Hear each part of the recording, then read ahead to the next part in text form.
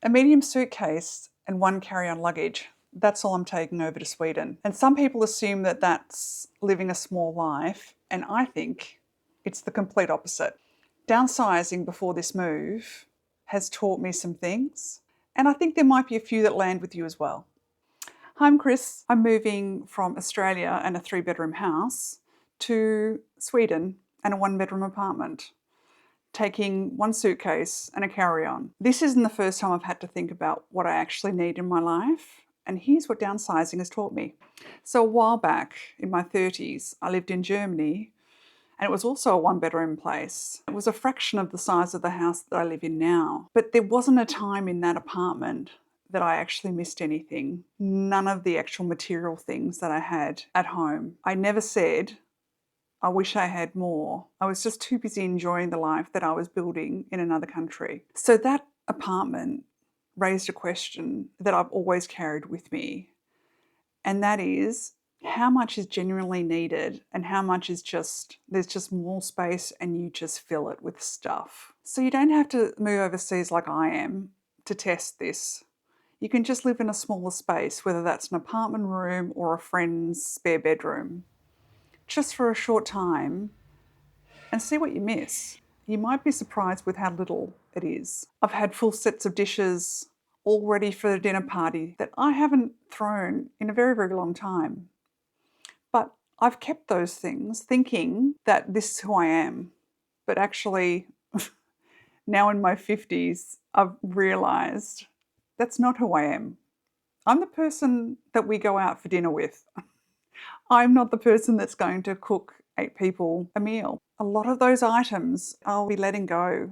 They can go to a better home than what I'm giving them. I don't need to be a storage facility for those items. So maybe you want to look for the stuff in your home that is actually not part of your life now, whether that's old hobbies that you no longer do, or like me, dinner parties that you no longer throw. You're storing things that need maintaining and need looking after, and you may not be that person anymore. It takes some thought, but it's well worth the effort. But I want to be clear, this isn't about getting rid of everything. This is just about making sure that I am solidifying my life in the life that I have now and going forward with the things that I love, not with the items that I've dragged through many of my life with me. It's about retaining those things that I love in a place that I use them often and they suit the life that I'm living now. And for everything else, the test is really, when you look at it, would I buy this again now? And a lot of the time, the answer is no. So try that on a cupboard at home. Open the doors and pick up a few items and say, would I purchase these again now? And it's faster and more honest than I may need this one day, because it looks like you probably won't. So here's what surprised me the most. It's not only about Sweden and my move overseas. It's about every move from now on for me, and that may be a few. Who knows what's in store for me?